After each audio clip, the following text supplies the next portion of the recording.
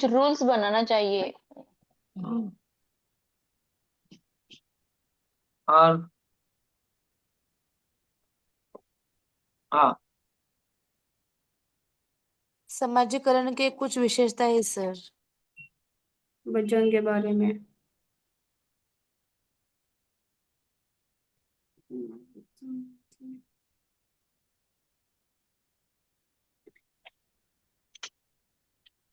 तो इसके बाद हमने देखा समाजीकरण की विशेषताएं। कौन कौन सी विशेषताएं देखा हमने?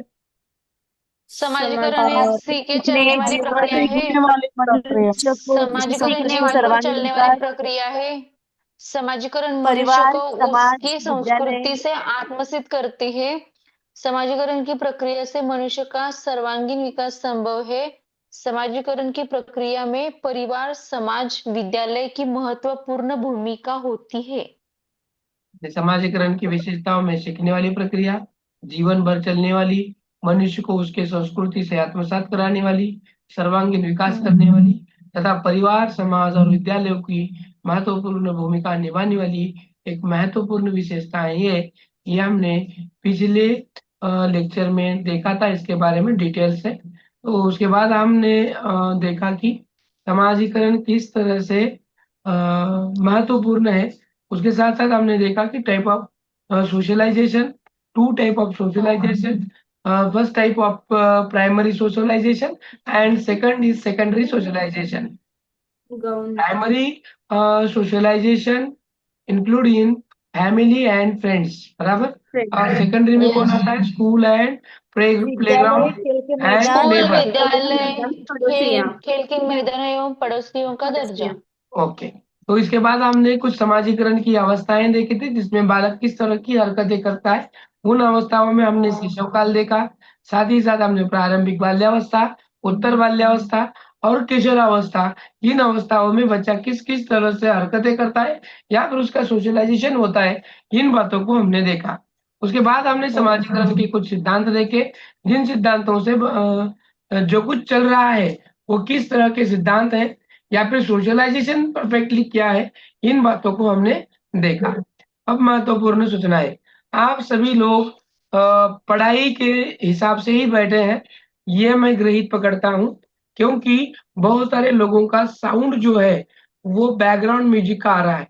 यानी आप कहीं किचन में कुछ पका रहे हैं या फिर कुछ मेज पे बैठ के टीवी वगैरह देखते हुए, दोस्तों से गपशप करते हुए, फोन पे कॉलिंग करते हुए लेक्चर को अगर अटेंड कर रहे हैं तो आप ये मान लो कि आप और 2 साल क्वालिफाई होने वाले नहीं है। आप जितना सीरियस होकर इस क्लास को पढ़ेंगे, समझेंगे, जानेंगे, तभी आप क्वालिफाई हो पाएंगे। स्टेट क्वालिफाई होना आसान है, लेकिन इतना भी आसान नहीं है कि आप सिर्फ वीडियो को ऑन करके अदर काम करते रहेंगे तो आप क्वालिफाई नहीं हो पाएंगे। प्रॉपरली सिटिंग अरेंजमेंट, आप मोबाइल या लैपटॉप पे देख रहे हैं तो वहां पे सीधा बैठ के आपको देखना है। आप पढ़ाई के रूम में बैठ के अगर किसी का आवाज नहीं आए, आपको डिस्टर्ब ना हो, आपको फोन कॉल ना हो, इसकी आपको खबरदारी लेना है। अगर यह आप स्ट्रिक्टली फॉलो करेंगे तभी आप समझ पाएंगे कि क्या चल रहा है क्या नहीं चल रहा है। कई लोग नए जुड़ गए हैं और उनको ये पता नहीं है कि क्या चल रहा है क्या नहीं चल रहा है, तो आप लोग डिस्टर्ब ना हो। आपका आज का क्लास जो है वो आपको इस टॉपिक को खत्म कराएगा, और कल का जो टॉपिक है हम ओवरऑल यहाँ पर देखने वाले हैं कि सीटेट में क्या क्या है, हम क्या क्या देखने वाले हैं और कितना आसान है 90 मार्क लेके आना, ये हम कल देखेंगे। साथ ही साथ उसमें हम क्वेश्चन आंसर सेशन लेंगे जिसमें पढ़ना कैसे है और क्वेश्चन की आसान जवाब कैसे देना है ये देखने वाले हैं। तो अब तक ये चौथा टॉपिक चल रहा है। तो बहुत सारे लोग अभी इसको मालूम हो चुका है कि क्या चल रहा है क्या नहीं चल रहा है। बहुत सारे लोगों को दिक्कतें नहीं आ रही है, और फिर भी कुछ ऐसे 25% लोग हैं कि जिनको दिक्कत आ रही है, क्या चल रहा है क्या नहीं चल रहा है समझ में नहीं आ रहा है। तो आपको इतना भी परेशान होने की जरूरत नहीं है। जो लोग नए हैं उनको समझ में आएगा और एक 2-3 बार वो क्लास को अटेंड करेंगे। अगर जो नए हैं वो लोग पुराने वीडियोस देखेंगे एप्लीकेशन पे, पहले 3 से लेके वीडियो देखो तो आपको समझ में आएगा, स्ट्रक्चर समझ में आएगा, सिलेबस समझ में आएगा और जो टॉपिक हो चुके हैं उनके बारे में भी समझ में आएगा। वे वीडियो पूरे 2 घंटे 1.5 घंटे के हैं, तो उतना वक्त निकाल के बगैर स्किप करे या बगैर फॉरवर्ड करे आपको उसको देखना है और अंडरस्टैंड करा के लेना है। आपने कौन से भी पार्ट को स्किप किया या उसको नहीं देखा तो आपको सीटेट क्या है समझ में नहीं आएगा। सब में महत्वपूर्ण है पहला वाला लेक्चर, जो आपको पूर्ण इंफॉर्मेशन पढ़ाएगा, दिखाएगा और समझाएगा कि सीटेट क्या है, कितने सब्जेक्ट हैं, कितने सब्जेक्टों पर हमें फोकस करना है, पढ़ाई किस तरह से करना है, किन टॉपिक को अहम महत्व देना है, इन सभी बारे में पूरी डिटेल में बातचीत की गई है पूरे जो हमारे वीडियोस हैं उनमें। तो आप ये किसी को भी मिस नहीं करेंगे और स्किप भी नहीं करेंगे, ठीक है। तो ये जो आज के हमारे चल रहे जो सिद्धांत हैं इनको आगे लेके जाएंगे और वहां से हम खत्म करेंगे इस टॉपिक को। जितने सिद्धांत आसान तरीके से समझ में आएंगे इसके उतने आने दो, नहीं आते हैं तो वो भी नहीं आने दो, लेकिन ये सिद्धांत हमें मालूम होना चाहिए, इसीलिए हम देख रहे हैं। इन सिद्धांतों पर ज्यादातर क्वेश्चन सीटेट में नहीं आते हैं, लेकिन एक आध क्वेश्चन भी आ गया तो मानो ये न हो कि हमें पढ़ाया नहीं गया है। तो अब तक का रिकॉर्ड ये है कि सोशलाइजेशन के जितने सिद्धांत हैं उन पर 2018 के बाद एक भी क्वेश्चन नहीं आया, लेकिन ये सिद्धांत किनके हैं क्या है ये हमें मालूम होना बहुत जरूरी है। अगर आ भी जाता है तो 1 मार्क हमारा मिस नहीं होना है, ठीक है। यहाँ तक का ठीक था। अब देखेंगे हमने कहाँ कहाँ तक सिद्धांत को देखा है। इसके बाद का महत्वपूर्ण सिद्धांत था वो दुर्किम का था, जो दुर्किम ने सामूहिक प्रतिनिधित्व का सिद्धांत बताया। फिर उसके बाद फूले का सिद्धांत था जो स्वदर्पण के बारे में, यानी हम जिस तरह से देखते हैं उसके बारे में, यानी आपका व्यू ऑफ अप्रोच सामने वाले की ओर देखने का, उसमें तुम्हारी भावना, तुम्हारा संवेग, तुम्हारे विचार आचार, इन सभी बातों का ध्यान दिया गया है। इसीलिए फूले ने अपने सिद्धांत का नाम स्वदर्पण का सिद्धांत बताया। इसके बाद में मिड का सिद्धांत था जो मैं और मुझे का सिद्धांत बताता है। मैं और मुझे में का जो अंतर है वो अंतर को उसने बताया है।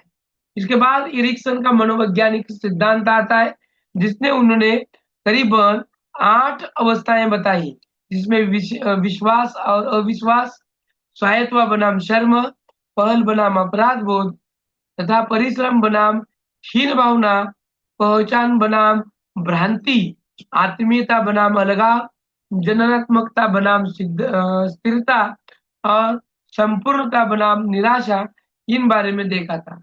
यहाँ तक हमने सिद्धांतों को देखा। सिद्धांत आपके दिमाग के ऊपर से चले गए हैं तो भी कोई दिक्कत नहीं है, लेकिन कौन सा सिद्धांत किसका है ये आपको थोड़ा ध्यान रखना है। इन सिद्धांतों पर मैं और एक बार दोहराता हूँ, क्वेश्चंस ज्यादातर नहीं आया, आएगा भी नहीं, लेकिन हमें पता होना है कि ये सिद्धांत कौन से हैं, कैसे हैं, क्योंकि ये सिलेबस में है हमारे। आप कहेंगे सर ये पेपर में नहीं आ रहा तो फिर क्यों पढ़ा रहे, तो ऑलरेडी ये सिलेबस में हमारे है, इसलिए इस सिद्धांत को हमें देखना भी जरूरी है। तो इकोलॉजिकल की जो थ्योरी बताई है बोनफ्रेन बैनर ने, इनका सिद्धांत का नाम है परिस्थितिकी परत सिद्धांत। जिस तरह से हम ज्योग्राफी में देखते हैं कि परत है हमारी दलांबर सितांबर, है ना, उसी तरह से हमारे सोशलाइजेशन के भी कुछ अंबर हैं, ऐसे इन्होंने बताया। क्योंकि बालकों का संबंध जो है वो एक जटिल तंत्र जो उनके आसपास के वातावरण से प्रभावित होता है और उसमें विकसित होता है। इस सिद्धांत को जैव परिस्थितिकी पर मॉडल की संज्ञा ब्रोन फ्रेन ब्रेनर ने दी है। इन्होंने पर्यावरणीय तल के 5 स्तर बताए हैं जो घनिष्ठ अंतरवैयक्तिक अंतरक्रिया से लेकर समाज या संस्कृति के विभिन्न विस्तृत प्रभावों तक विस्तारित करते हैं। और ये 5 जो स्तर हैं, इन 5 स्तर में हमारा जो व्यक्ति है फिर हम है किस तरह से इंटरेक्शन करते हैं, किस तरह से समाज संस्कृति या फिर विभिन्न बातों को प्रभावित करते हैं, ये उन्होंने बताया है। तो इनमें सबसे पहला आता है लघुमंडल। माइक्रो सिस्टम, लघु मंडल यानी समाज का सबसे बेहतरी स्थल है जो लघु मंडल कहलाता है। देखो, हमने देखा कि primary socialization and secondary socialization, इनमें कौन कौन आते हैं देखा। उसी तरह से ब्रोन ब्रेनर ने अपने इस मंडल के द्वारा उन्होंने कौन से मंडल में कौन कौन आता है ये भी बताया है, और साथ ही उनका इंटरेक्शन किस तरह से होता है और किस तरह से सोशलाइजेशन बरकरार रहता है, इन बातों पर उन्होंने गौर फरमाया है। अब ये गौर करते हुए उन्होंने बताया कि लघु मंडल में कौन कौन आता है। तो क्वेश्चन इस तरह का भी आ सकता है कि परिस्थितिकी या सामाजिक सिद्धांत में जो ब्रेमेन का है, उसके लघु सिद्धांत में या फिर लघु मंडल में कौन कौन आते हैं। तो इनमें आता है बालक, उसका परिवार, उसके साथी संगी यानी मित्र, स्कूल तथा पड़ोसन आदि लोग सम्मिलित होते हैं। ये लोग व्यक्ति को प्रभावित करेंगे अपने इंटरेक्शन से, अपने सोशलाइजेशन से। इस स्तर में उसके माता पिता हो, शिक्षक हो, मित्र भाव हो तथा अन्य के साथ वो अंतर क्रिया करता है, और ये स्वरूप द्विदिशात्मक होता है यानी interaction two ways, not a one way. अर्थात माता पिता हो या शिक्षा हो या शिक्षक हो, आस पास पड़ोसी हो, ये सबसे वो प्रभावित होता है। साथ साथ ही वो अपने शारीरिक गुणों को, वैयक्तिक गुणों को, उनकी क्षमताओं को वो क्या करता है, प्रभावित करता है। पारस्परिक जब अंतर क्रिया इंटरेक्शन बिटवीन टू वेज होता है, हाँ, जैसे कि स्टूडेंट हो या फिर चाइल्ड हो, child to fathers, parents, teachers, friends and other factors, जब वो इंटरेक्शन करता है तब बालक को उसका सामाजिक संवेग, उसका विकास काफी हद तक उसका अच्छी दिशा से चलता हुआ हमें दिख कर आता है। जब बच्चे का इंटरेक्शन होता है सोशलाइजेशन के बारे में, तभी उसकी ग्रोथ होती है, तभी उसका डेवलपमेंट होता है, और वो डेवलपमेंट लघु मंडल में होता है, ये ब्रोनपेन का कहना है। उसने मध्य मंडल भी बताया। मध्य मंडल जो बताया वो दूसरा स्तर है। ये दूसरा स्तर है क्योंकि इसमें विभिन्न कारक हैं, वेरियस फैक्टर्स और तत्वों से बना है। यथा इसमें हमें परिवार, आसपास पड़ोस, साथी संगी, स्कूल के आसपास संबंधों से बना होता है। इसमें क्या है, बालकों की पारिवारिक अनुभूतियां यानी एक दूसरे से आने वाला एक्सपीरियंस, उसको शेयर किया है कि वो परिवार के साथ हो, स्कूल के साथ हो या अदर किसी के साथ हो, पड़ोसी के साथ हो, उनके जो अनुभूतियां यानी एक्सपीरियंस जो है उससे है, उसको जो अ, अनुभव आता है, उनको इन लोगों से जो भी कुछ एक्सपेरिमेंट सीखने मिलता है, उसका संबंध मध्य मंडल में है। लघु मंडल में एक्चुअल पर्सन है, मध्य मंडल उनसे आने वाला अनुभव है। वही लोग हैं लेकिन उनसे आने वाला अनुभव है। तो बाह्य मंडल में कौन आता है, तो बाह्य मंडल जो है तो सामाजिक संदर्भ है जिससे बालक बनता है, जिसमें बालक स्वयं को, स्वयं तो वो खुद नहीं है लेकिन उसके निकट संदर्भ में जो अनुभूतियां, जो एक्सपीरियंस आता है उसको प्रभावित करता है। इससे औपचारिक संगठन है, जैसे कि अपने घर में माता पिता तो होते हैं लेकिन जब वो खाना खाते हैं या आपस में बातचीत करते हैं तो वो जहां पर जॉब पर है वहां के कार्यस्थलों का वार्तालाप करते हैं। तो ऐसे जो कार्यस्थल है, धार्मिक संस्थान है, स्वास्थ्य एवं कल्याण केंद्र है, औपचारिक संगठन है, आदि पार्ट्स ये बाह्य मंडल में आते हैं। देखो, लघु मंडल में आते हैं दोस्त, परिवार, माता पिता, पड़ोसी, हाँ, और बाहरी लोग। और मध्य मंडल में इसी के बारे में आता है उनका एक्सपीरियंस। तो बाह्य मंडल में इनके कार्यस्थल, या फिर छोटे-छोटे एनजीओज़ होते हैं, छोटे-छोटे जो संस्थाएँ होती हैं, क्योंकि परिवार भी एक संस्था है, वैसे वो संस्था आते हैं। कार्यस्थल, धार्मिक संस्थान, स्वास्थ्य एवं कल्याण केंद्र और आदि जो औपचारिक संगठन है, इनको शामिल किया जाता है। जैसे कि माता-पिता अगर जिस कार्य में काम करते हैं, देखो आपका माता अगर स्कूल में टीचर है, पिताजी पुलिस हैं, तो कभी-कभी वो जो बोलते हैं, वो जो सुविधा देते हैं, वो जो काम करते हैं, उनके बारे में अक्सर चर्चा हो जाती है। मान लो माता-पिता में से पिता पुलिस है, तो घर में जो वार्तालाप होती है, तो वो होता है क्रिमिनल लॉज़, है कि नहीं? इनके बारे में चर्चा होती है। आज इस क्रिमिनल को पकड़ा, उसको पीसी दी गई, उसको एमसी दी गई, हाँ? कस्टडी। तो ये जो कुछ बातें हैं, इनकी कांसेप्ट जो है, उनकी इन बातों से बच्चों को पता होती है। तो बच्चों जो माता-पिता पुलिस के बच्चे होते हैं, उनको पूरे लॉज़ पता होते हैं देखो, क्योंकि हर वक़्त आईपी पिनल कोड की तरह वो जो पिताजी बात करते हैं कोड के बारे में, तो उसको बार-बार वो मालूम होने की वजह से बच्चे को वो मुँह ज़बान होते हैं। तो उसी तरह से डॉक्टर हो, जज हो, टीचर हो, इनके बारे में भी बच्चे कार्यस्थलों के बारे में चर्चा करते रहते हैं।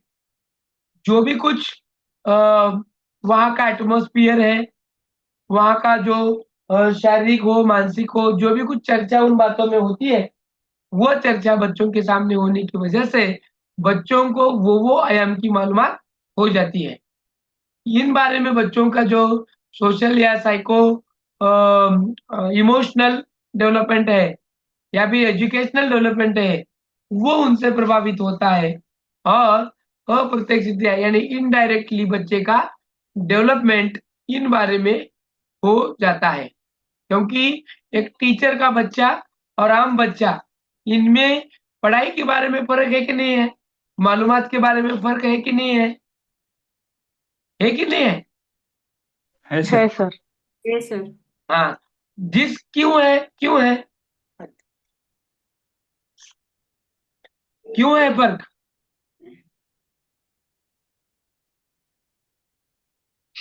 क्या अरे फ़र्क मुझे क्यों नॉलेज है? पता बच्चे को क्यों ज़्यादा आता है? क्योंकि बच्चे में जो घर का एटमॉस्फेयर होता है, घर का वातावरण होता है, शिक्षित होता है, घर में बच्चे को अच्छे संस्कार दिए जाते हैं तथा मालूमात भी दी जाती है।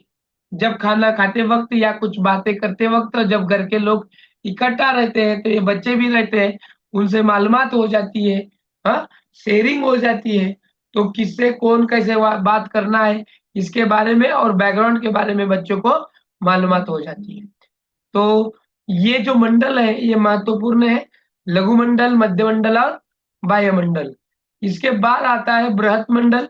ये बृहत मंडल का सिद्धांत ये बाहरी रूप से है, जो हमारी संस्कृति, हमारी प्रथाएँ, हमारी परंपराएँ, हमारा सामाजिक हो या आर्थिक स्तर हो,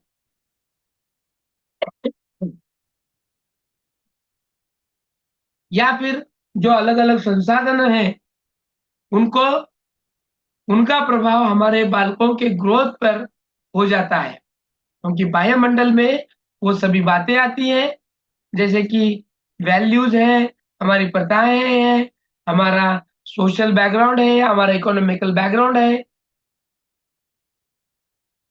इन सभी बातों का बच्चे के डेवलपमेंट पर असर होता है। वो सभी बातें बृहत मंडल में आती हैं। कुछ संस्कृतियों में जैसे कि हमारी मुस्लिम संस्कृति है, उनमें पारंपरिक यौन की भूमिकाएँ अधिक विस्तृत एवं भिन्न प्रकृति से होती हैं। ये इन लोगों में पता चल जाता है।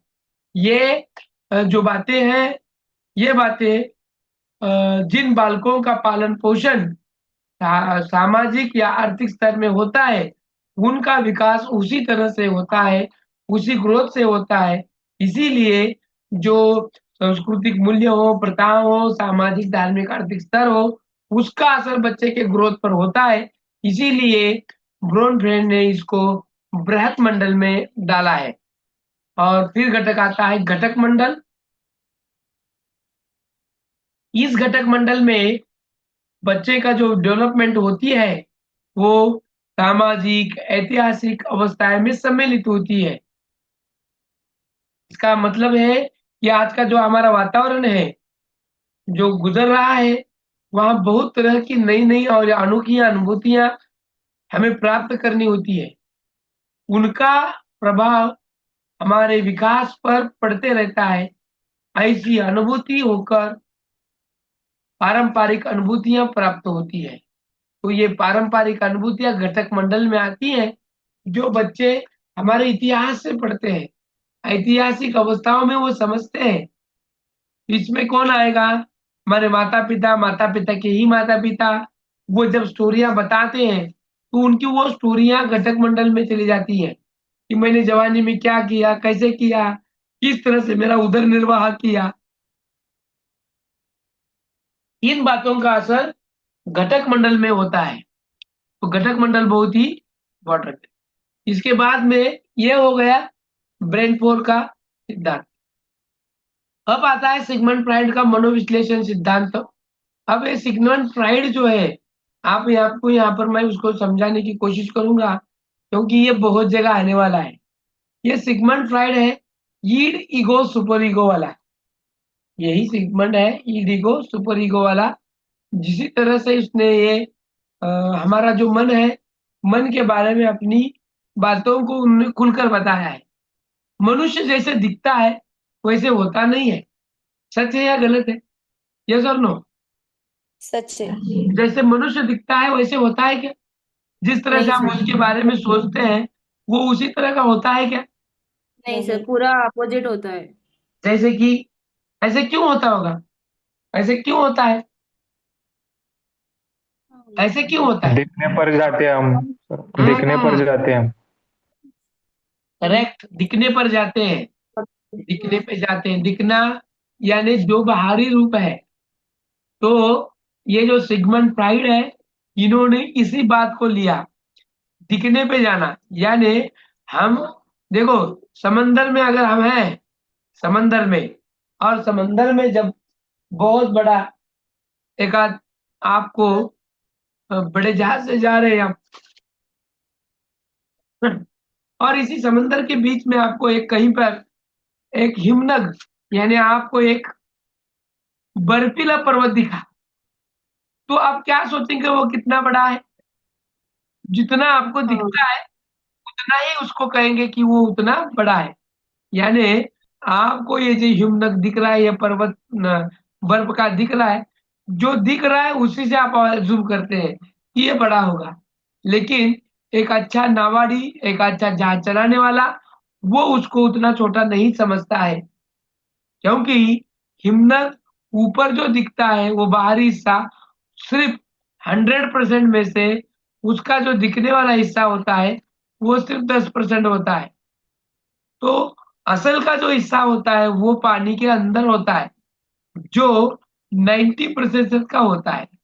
हमें दिखकर कितना आ रहा है? 10%। असल में है कितना वो? 100%। और पानी के भीतर कितना है? पानी के भीतर कितना है?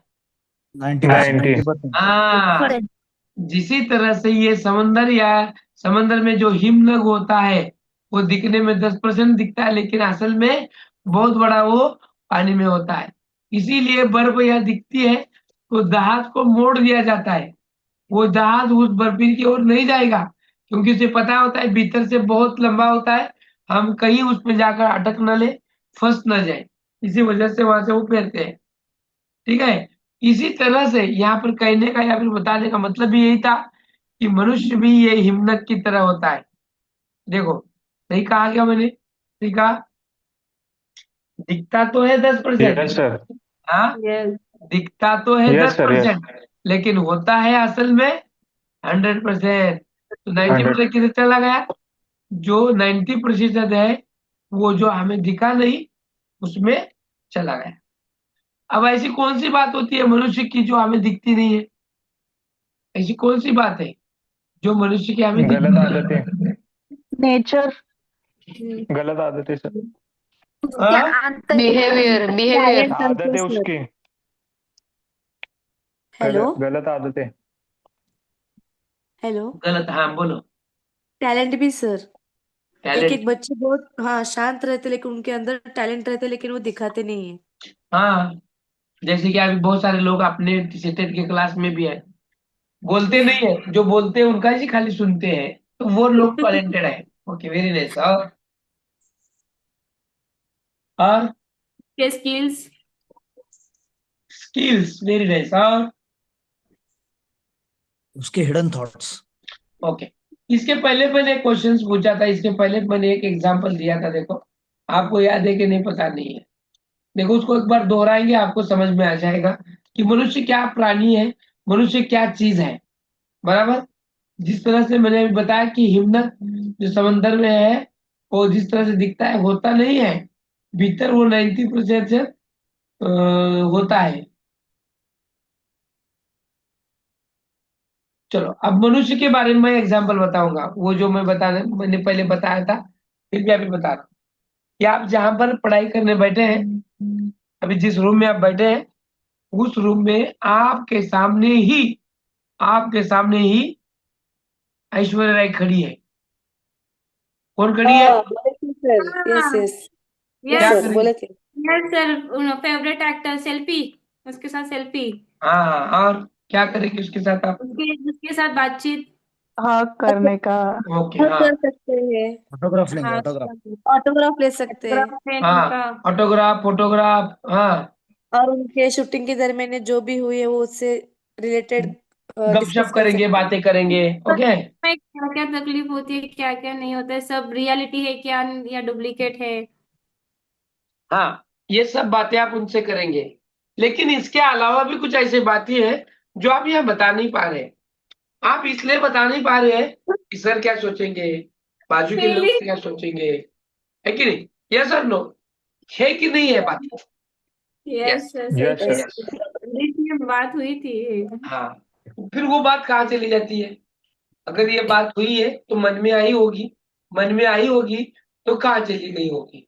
तो मनुष्य के बारे में ये जो सिगमंड फ्राइड है, वो वही बताना चाहता है कि मनुष्य का जो मन है वो 3 हिस्सों में बटा है, ईड, ईगो, सुपर ईगो।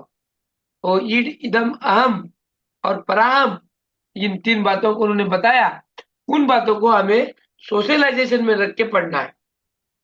अब देखो, मैंने बताया कि एक सुंदर आपके सामने हीरोइन ठहरी हुई है, आपके मन में आया था, आपके मन में आया था कि मैं उसे ये करूंगा, वो करूंगा, या फिर ये बातें करूंगा, वो बातें। लेकिन कुछ ऐसे बातें थे कि आप हमसे बता नहीं पा रहे थे। तो सिगमंड फ्राइड मनोविश्लेषक सिद्धांत है, जिसने साइकोलॉजी पे बहुत सारा रिसर्च किया, और ये सिगमंड फ्राइड पर भी 300 से ज्यादा लोगों ने पीएचडी की है सिगमंड फ्राइड को समझने के लिए। ये सिगमंड फ्राइड क्या चीज है? तो ये बहुत ही बड़ी चीज है, बहुत ही नामी हस्ती है। और ये फ्राइड ने यही बताया हिमनद की तरह कि मनुष्य सामने दिखने में तो दिखता है, लेकिन असल में उससे बड़ा होता है परेशान। बहुत सारे लोग आपको सामने दिखेंगे हंसते हुए, लेकिन भीतर का, कुछ लोग भीतर का दर्द भी छुपाते हैं, इसीलिए वो मुस्कुराते हैं, हंसते हैं। ये उसी का कहना है। तो उसी के कहने में ये ईड, ईगो, सुपर ईगो जो है, उसको भी देखेंगे। साथ साथ जो अभी उत्पन्न हुई वो चीज थी, जिसे अभी मैंने एग्जाम्पल के तौर बताया था कि एक हीरोइन को देखने के बाद आप क्या करेंगे। तो आप 2 अवस्था में रहते हैं, एक है बोधावस्था, दूसरी है अबोधावस्था। बराबर, बोधावस्था यानी आप जागरूक हैं, आप सुन रहे हैं, समझ रहे हैं और महसूस कर रहे हैं ज्ञान को, सुन रहे हैं, समझ रहे हैं, देख रहे हैं और महसूस कर रहे हैं उनको। बराबर, जो सेंसर है हमारे, जो नॉलेज एक्वायरिंग करते हैं, वो सेंसर की तरह हमारा काम चलता है। तो इसमें 2 टाइप है, एक है बोधावस्था, दूसरा है अबोधावस्था। बोधावस्था को इंग्लिश में कहेंगे कॉन्शियस माइंड। कौन सा माइंड? बोधावस्था को कहेंगे कॉन्शियस माइंड, जो जागरूक है।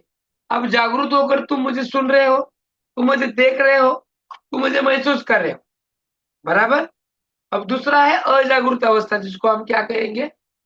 एक है बोधावस्था, दूसरा है अबोधावस्था। तो बहुत एक अवस्था। अबोधावस्था जागरूक नहीं होती है, अब आपका विचार जो अभी मैंने पूछा था वो आया मन में, लेकिन आपने उसको दबा दिया। जैसे उसको आपने दबा दिया तो फिर वो चला कहाँ गया, कहाँ चला गया?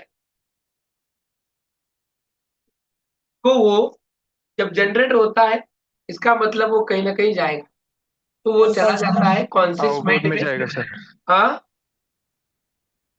Unconscious mind sir. यस, वो सबकॉन्शियस माइंड में चला जाता है।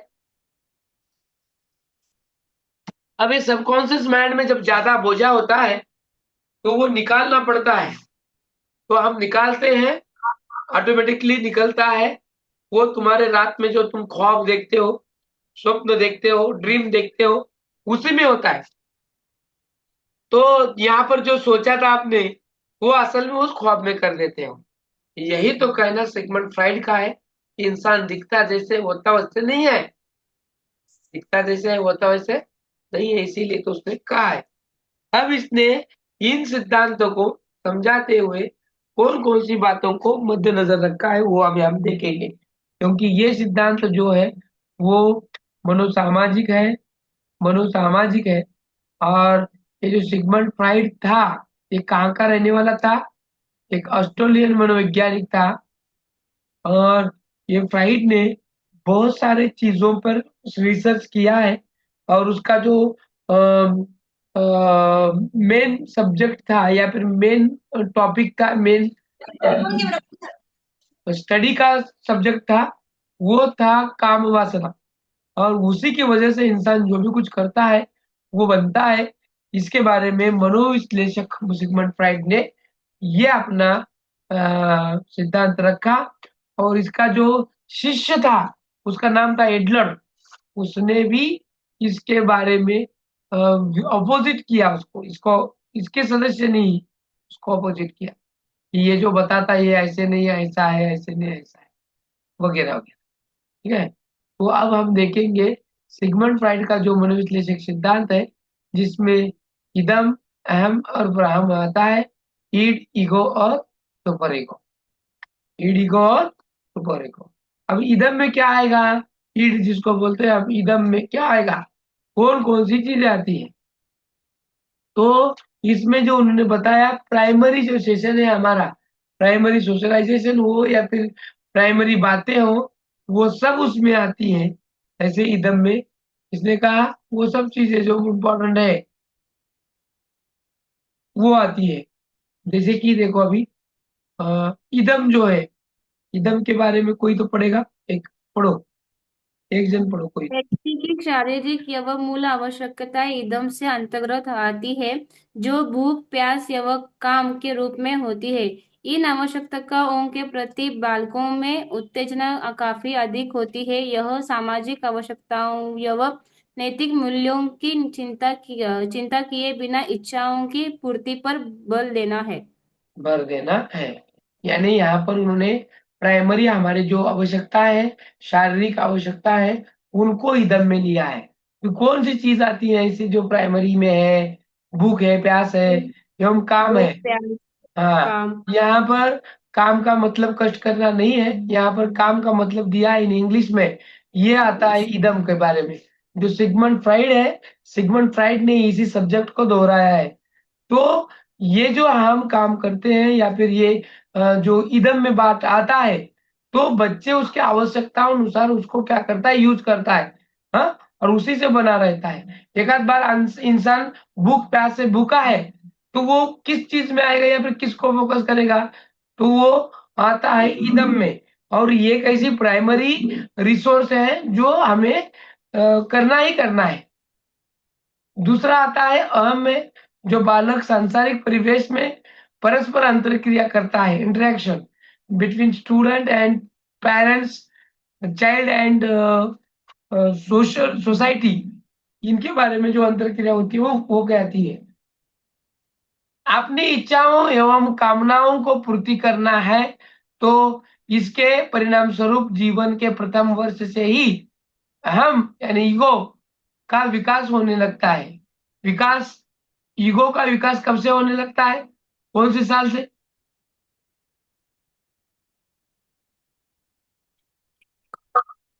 जीवन के प्रथम वर्ष से।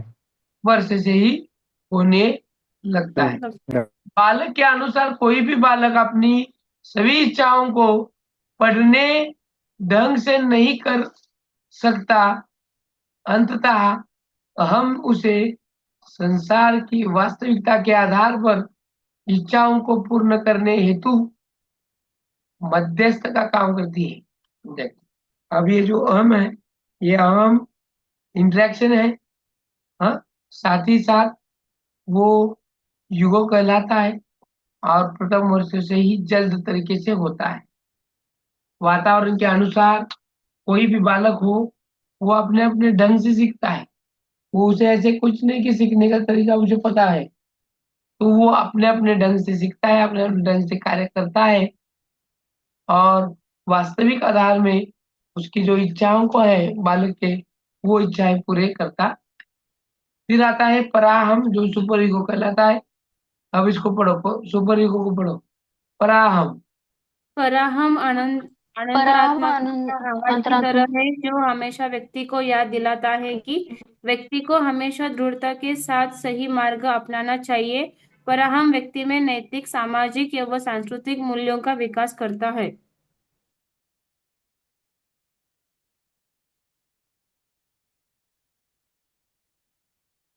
ये जो पराहम है, ये हमारे व्यक्ति के नैतिक हो, सामाजिक हो, सांस्कृतिक हो, या फिर हमारे जो मूल्य है उन सभी का विकास क्या करता है, पराहम करता है।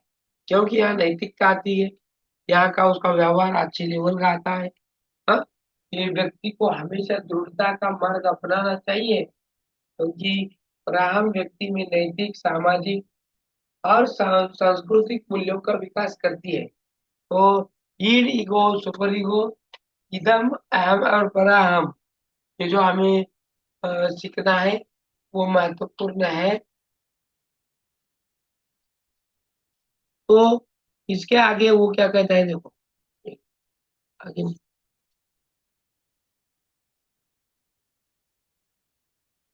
आगे नहीं जा रहा। हाँ, गए आगे। अब देखो, अब ये यहाँ पर हमारे जितने भी कुछ ये थे क्या, सिद्धांत, वो सिद्धांत यहाँ पर खत्म हो चुके हैं। अब आपको बताना है और हमें देखना भी है सामाजिकरण को प्रभावित करने वाले विभिन्न कारक, various factors of socialization, impact करने वाले। हाँ, अब कौन कौन से हैं? सबसे पहला आता है वो है पालन पोषण। आप मुझे बताना है कि किस तरह से पालन पोषण सामाजिकरण को प्रभावित करता है, आपको मुझे बताना। और सबसे पहले ये मान लो कि पालन पोषण इंसान के सोशलाइजेशन पर इम्पैक्ट करता है, यस और नो, करता है। Yes sir, yes sir, sir अगर करता करता है है। तो कौन ऐसी चीज है जो उसका खान पान, पालन पोषण, हाँ, उसका पालन पोषण सामाजिकरण को प्रभावित करता है? चलो बताओ। सर पालन पोषण को यहाँ पालन पोषण में संस्कृति ले सकते हैं। अगर घर में अच्छी रूढ़ी, परंपरा, संस्कृति हो तो बच्चा उसका सामाजिकरण जो है वो अच्छा होगा और समाज में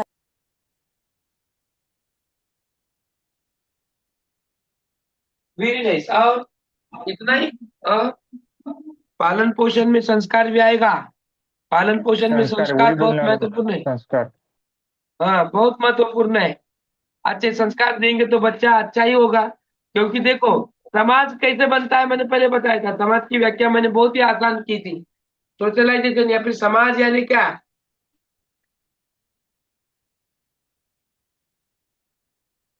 दगड, वाळू, विटा, रस्ते, नदी, नाले, गटारी म्हणजे समाज आहे का? म्हणजे समाज आहे का? नाही, नाही। कशाने बनतो? व्यक्तीने निर्माण झालेला समाज आहे। व्यक्ती व्यक्तीने। हाँ, यस सर। मग आदमियों से अनेक अगर ये व्यक्ती समाज येतात। बना है तो समाज में महत्वपूर्ण बात वो है कि उसका पालन पोषण किस तरह से होता है। क्योंकि आज का यही व्यक्ति, यही लड़का, यही छोकरी कल जाके समाज का एक आदर्श नागरिक बनेंगे। तो कल जब जाकर वो आदर्श नागरिक बनेंगे, जो तुमने बोया है वही उगेगा समाज में। ये सर ना, आपका पालन पोषण बहुत अहम है कि बच्चे का विकास किस तरह से होना है। अगर घर का वातावरण झगड़ालू है, अत्याचार करने वाला है, अच्छा नहीं है तो कल जाके वो समाज में वो लड़का क्या बन पाएगा? अच्छा टीचर बन पाएगा? क्या बन पाएगा? कौन होगा वो? गुनहगार ही बन सकते हैं सर। अरे वो गुनहगार बनेगा। तो पालन पोषण हमारे समाजीकरण पर इम्पैक्ट करता है कि नहीं है? हाँ सर, करता है। Yes sir. हाँ। अब मैंने उदाहरण के तहत बताया, अब आपको मुझे बताना है ऐसा एग्जाम्पल देकर। तो बताओ एक एक। सर जैसे घर में अच्छे संस्कार मिले तो उसकी मानसिकता और बाहर समाज में वो अग्नि के कैसा बिहेव करना चाहिए, कैसे बात करना चाहिए, सब उसको आ जाएगा सर, अच्छे संस्कार बराबर, रहे एकदम तो घर सही, में। एकदम सही। और सर एक बच्चा अगर हेल्दी रहा तो उसका घर हम पालन पोषण खाना पीना अच्छे से ध्यान रखेंगे तो आगे जाके पहलवानी वो उसमें अव्वल आ सकता है। सदृढ़ रहेगा, स्वस्थ रहेगा, पहलवानी होने की क्या जरूरत है? कम से कम वो स्वस्थ तो रहेगा, और स्वस्थ रहने की वजह से समाज में ऐसा कुछ असर भी नहीं होगा। तो it is the most important है। तो हमारा पालन पोषण बहुत ही महत्वपूर्ण है। पालन पोषण यानी खान पान ही नहीं आता, तो उसके साथ संस्कार आते हैं, विचार आता है, विचार विनिमय आता है, जिससे वो देवान घेवान करता है। अच्छे विचार होंगे तो ही अच्छा बनेगा, गंदे विचार हैं तो गंदा बनेगा। डाकू चोर लुटेरे के अगर पालन पोषण उसी तरह का उसका हो तो वो उसी में एक्सपर्ट बनेगा, डाकू चोर में। बराबर। तो पोषण जो होता है हमारा, वो सही से होना बहुत जरूरी है, जो समाज को प्रभावित कर सकता है। उसके बाद आती है सहानुभूति, जो समाजीकरण को प्रभावित करती है। बताओ चलो, सहानुभूति करती है क्या, कैसे करती है?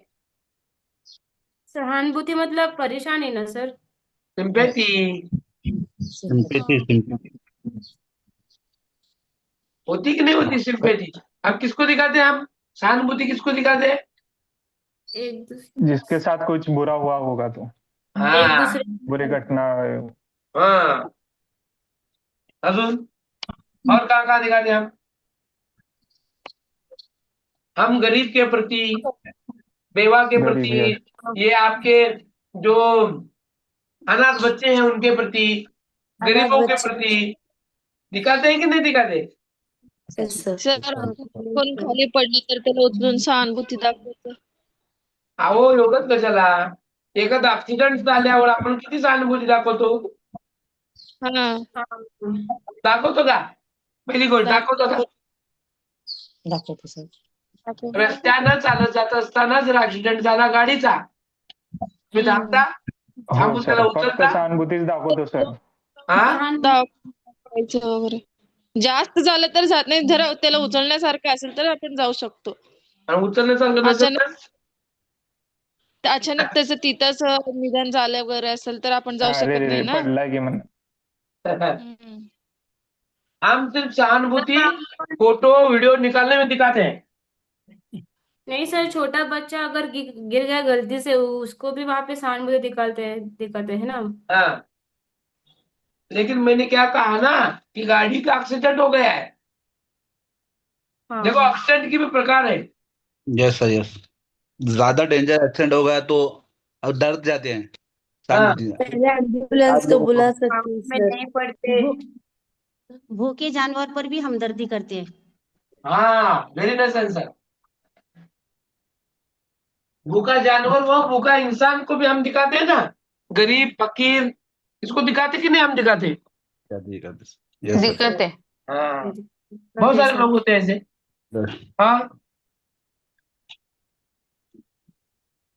अगर हमने सहानुभूति नहीं दिखाई तो समाजीकरण को किस तरह से प्रभावित होगा? आजकल सहानुभूति निकल के ही जा रही है, ऐसा नो? यस नाही सर. हाँ सर. अभी कहीं एक्सीडेंट हो रहा है तो सबसे ज्यादा हम मोबाइल निकालते हैं फर्स्ट और फोटो खींचते हैं, वीडियो निकालते हैं, सोशल उसको मीडिया उठाने की जरूरत नहीं देखते। देखो अभी अभी की फिलहाल की हालत बताता हूँ समाज की। एक्सीडेंट अगर लड़की का हो जाता है तो 100 क्या 200 लोग आएंगे उठाने के लिए। अगर लड़के का हो जाता है तो लड़के को खुद उठना पड़ता है। ये हालत है समाज की। सिंपैथी हाँ हम कहाँ बराबर है सर. दिखाते हैं, किस तरह से दिखाते हैं, इट इज इम्पोर्टेंट। देखो इसके बारे में भी बहुत सारे वीडियोस वायरल हो चुके हैं है भी। सोशलाइजेशन में सहानुभूति महत्वपूर्ण है, सोशलाइजेशन में सहानुभूति बरकरार रखती है, समाज को इकट्ठा करने में, एकता दिखाने में। गरीब हो, अमीर हो, फकीर हो, जो भूखा है, आपके घर के सामने आके कोई आपसे भीख मांग रहा है, तो आप उसको कितनी सहानुभूति दिखाते हैं, वो आप पर निर्भर करता है। तो आप दे पाते हैं क्या? कितने सारे लोग आते हैं मांगने के लिए, हम उनको देते हैं क्या? कितने लोगों के पास घर नहीं है रहने के लिए, उनकी वो सब हालत देखकर हमें कुछ, हम पे असर होता है कि नहीं होता है? कितने सारे लोगों को 2 वक्त का, 1 वक्त का खाना भी नसीब नहीं होता, वो देखकर हमें कभी बुरा लगता है कि नहीं लगता है? कभी कभी मन में ऐसी बातें आती हैं कि इनके बारे में कुछ करना है। तो सहानुभूति की वजह से ऐसे लोग तैयार होते हैं, जिसमें बाबा आमटे हो, प्रकाश आमटे हो, ये लोग हम देख सकते हैं। इन लोगों के लिए, लोगों के खुद के विकास के लिए खुद को इन्होंने उसमें डाल दिया। बहुत सारे मदर टेरेसा हैं, ये लोग हैं जो सहानुभूति के तौर पर लोगों को उन्होंने आगे लेके गए। तो सोशलाइजेशन में सहानुभूति महत्वपूर्ण है, क्योंकि वो प्रभावित करती है। फिर है सामाजिक शिक्षण, समाज में किस तरह से रहना है, नहीं रहना है। चलो बताओ अभी, सामाजिक शिक्षण, सोशल लर्निंग क्या आएगा? आपको क्या लगता है? फिर मैं बताऊंगा। सोसाइटी के सर प्रोटोकॉल फॉलो वर्तन, करना। Very nice sir. सोसाइटी के प्रोटोकॉल्स किस तरह से रहना है, किस तरह से नहीं रहना है, बता सकते हैं कि एक आध दूसरा प्रोटोकॉल? सोसाइटी में अगर अरेंज मैरिज होता है तो अरेंज मैरिज ही करेंगे। Okay, very nice. अगर उसके खिलाफ जाएंगे तो, या फिर उसको उसके छोड़कर खिलाफ चले जाए तो सोसाइटी छोड़ देना सोसाइटी पड़ता है। अबैंडन करेंगे सोसाइटी। हाँ, उसके खिलाफ आपको सोसाइटी छोड़ना नहीं पड़ेगा, आपको सोसाइटी छोड़ने पे मजबूर करेंगे।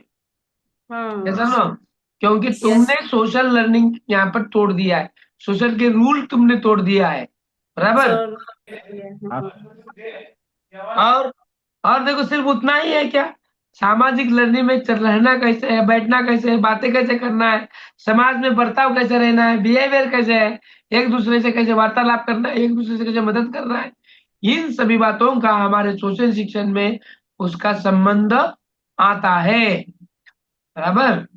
अब देखो, सबसे महत्वपूर्ण है पुरस्कार एवं दंड समाजीकरण को बहुत ही प्रभावित करता है। अब इस पर बहुत ऐसा बोलने जैसा है, बहुत इम्पैक्ट करता है। शुरुआत तुमसे करो, अंत मैं करूंगा। चलो बोलो, पुरस्कार और दंड किस तरह से सोशलाइजेशन को प्रभावित करते हैं? करते भी है कि नहीं है? सर जी, करते हैं यस सर। सर, करते हैं सर। त्याचं मुलाचं परीक्षेत गुड 1 वर्क। नंबर आला तर त्याला सत्कार करतात. तेच त्यांनी अचानक एखादं वाईट काम केलं तर त्याला काही शिक्षा आणि ते समाजात काढणं वगैरे. बरं, कमी शिक्षा पुरस्कार दंड दिला पाहिजे की नहीं पाहिजे? देना चाहिए कि नहीं देना चाहिए? यस सर, देना देना चाहिए चाहिए सर। सर। नहीं देंगे तो क्या होगा? सर अपने हिसाब से रहने लगेगी फिर, बिगड़ेगा उनको जो बच्चा अच्छा अगर लगे दंड वो नहीं करेंगे। मिलेगा। जो हाँ, जो लोग गलत समाज करते की, हैं उन्हें करते जाएंगे, और जो बच्चे अच्छे से समाज का अपना वैल्यू ही नहीं परफॉर्मेंस रहेगा दिखाते हैं सर। उतना नहीं दिखा पाएंगे, क्योंकि उनको उतनी प्रेरणा उत्साह नहीं मिलेगी अगर उनको पुरस्कार नहीं दिया जाए तो। अच्छी चीजों पर सर को मालूम होगा कि अच्छी चीजों पर रिवॉर्ड मिलता है और बुरी चीजों पर पनिशमेंट मिलती है, ये उसको नॉलेज होगा उसका। बराबर। अब देखो क्या है, समाज में अगर पुरस्कार या दंड नहीं दिया जाएगा तो आपको चित्र कुछ अलग देखने मिलेगा। अभी भी वैसा ही है। देखो, अभी अभी बताता हूँ।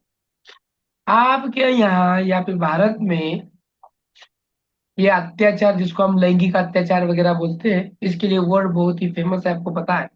आज कौन सा भी अखबार निकालो, उसमें बाल अत्याचार हो या फिर महिला अत्याचार हो, उसके बारे में अखबार में खबर ना आए, ऐसा एक दिन भी नहीं है और ऐसा एक अखबार भी नहीं है कि जिसमें अत्याचार के बारे में वार्तालाप होती है। क्या लगता है आपको, इतना सारा हमारे संविधान में दंड वगैरह होने के बावजूद भी ये किससे, ये बातें क्यों होती हैं? ये हमारे समाज को प्रभावित करने वाले कारक है, हमारे समाज में प्रदूषित फैलाने वाले कारक है। जो अत्याचार होता है, बाल लैंगिक हो या फिर महिलाओं पर होने वाला, ये जो पेपर में आ रहा है, क्यों इनके दिल से जहन से डर निकल के चला गया? क्यों? वर्ड है मेरा, क्यों? इस पर कठोर शिक्षा नहीं सर सुनाई जाती सर अपने यहाँ लोकशाही की वजह से, तो लोगों को डर ही नहीं है मन में कि हमें जबरदस्त पनिशमेंट मिल सकती है। इफ मान लो अगर ऐसी कोई गलती होती है, बाल अत्याचार हो या फिर लैंगिक अत्याचार हो, उस पे तुरंत फांसी की शिक्षा दी जाए, तुरंत, यस। तो क्या हो जाएगा? हो क्या जाएगा? सर पूरे दूसरा वैसे भी नहीं डेयरिंग कर नहीं सकते करेगा सर। सर। यस, दूसरा डेयरिंग नहीं करेगा। फिर मुझे बताओ, ये रिवार्ड्स और पनिशमेंट नहीं दी जाएंगे तो समाज में क्या हो जाएगा? ऑटोमेटिक सुधारणा होगी सर। यस, रिस्पेक्ट मिलेगा। तो यहाँ पर रिवार्ड और पनिशमेंट निकाल भी दिया जाएगा तो समाज का स्वस्थ, समाज का हेल्थ बिगड़ जाएगा जनाब, बिगड़ जाएगा। क्योंकि अगर हम गुन्हेगारी पर शिक्षा नहीं करेंगे तो समाज बिगड़ेगा। इसीलिए punishment is the most important. लेकिन वो पनिशमेंट उसके हिसाब से होनी है। जिस तरह से संविधान ने सबको हक दिया है, उसी तरह से ह्यूमन राइट्स वाले भी वहां पे आ जाते हैं कि इसको इतना शिक्षा नहीं देना है, उतना नहीं देना है। लेकिन ये समाज को प्रभावित करते हैं। बम ब्लास्ट करना, चोरी करना, हाँ, डाका डकैती डालना, लोगों को लूटना, मारना, पीटना, दंगे फैलाना, जातीयता फैलाना, अगर ये करने के बाद हम अगर उसको रिवार्ड देंगे कि भैया तुमने ये बहुत अच्छा काम किया, रिवार्ड दिया मैंने, तो क्या हो जाएगा? ये करने वालों को ही रिवार्ड दिया। उनकी संख्या बढ़ने लगेगी सर, करने वालों की। हाँ, तो ये बात तय करती है कि रिवार्ड किसको दे और पनिशमेंट किस चीज पर करे। पनिशमेंट उस चीज पर करना है जहां पर कमी लाना है, उस बात को बंद करना है तो पनिशमेंट, और उस बात को दोहराना है तो पुरस्कार देना है। तो मुझे बताओ, सामाजिकरण में ऐसे कहीं पे दंड सुनाई दिए? समाजीकरण में ऐसे रिवार्ड्स कहीं पे सुनाई दिए? दिए तो कौन से और किसको? चलो बताओ।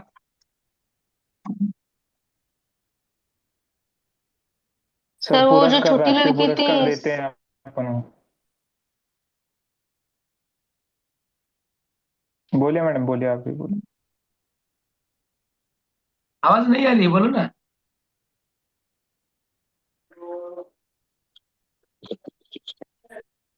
आपकी आवाज नहीं आ रही। मेरी आवाज आ रही है अब सभी तक? यस सर, आ रही है। सुफियान शाहपुर। यस सर, हाँ, हाँ जी। बताओ बताओ।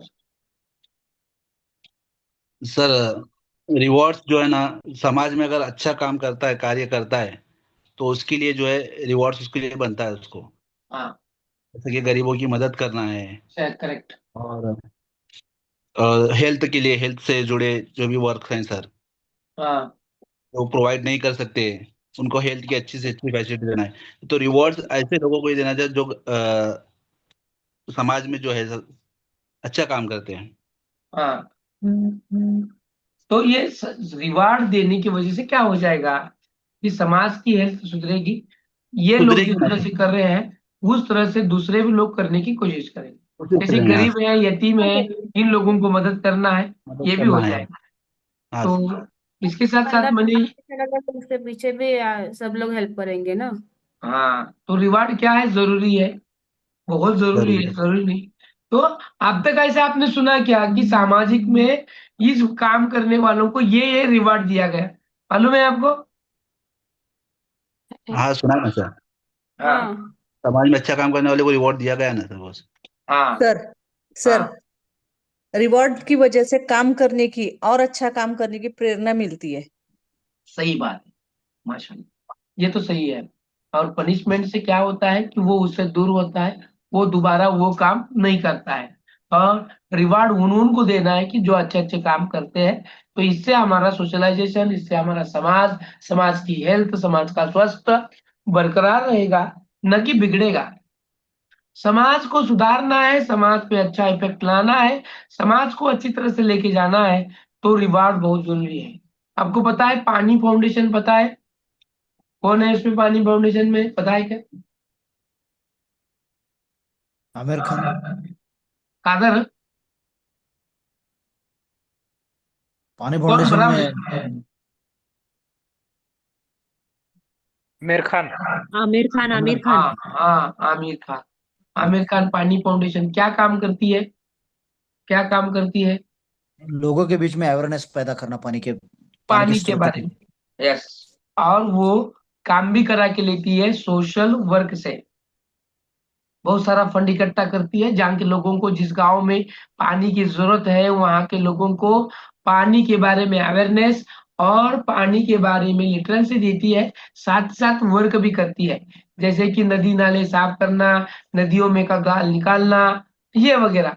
तो ऐसे लोगों को यहाँ पर पुरस्कार देना है कि दंड देना है? पुरस्कार देना है।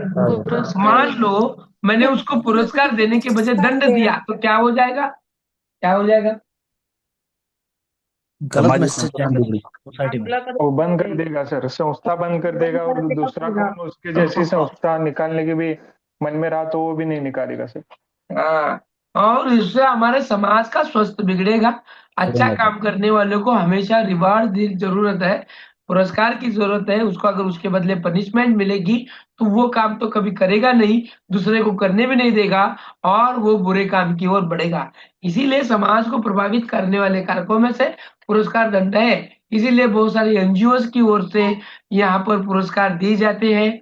हाँ, और पुरस्कार देने की वजह से ही लोग अच्छा काम करने को प्रेरित होते हैं, और लोगों को प्रेरित करना ही काम है। बुरे लोगों को वो काम से बाहर करने के लिए हमें पनिशमेंट देना है, जिससे हमारा समाज क्या होगा? हेल्थली होगा, अच्छा होगा, और वहां पे सुधर जाएगा। अब आता है, देखो, अब अगला है वंशानुक्रम। अब बोलो, चलो इसके बारे में। पीढ़ी से चलती आ रही है।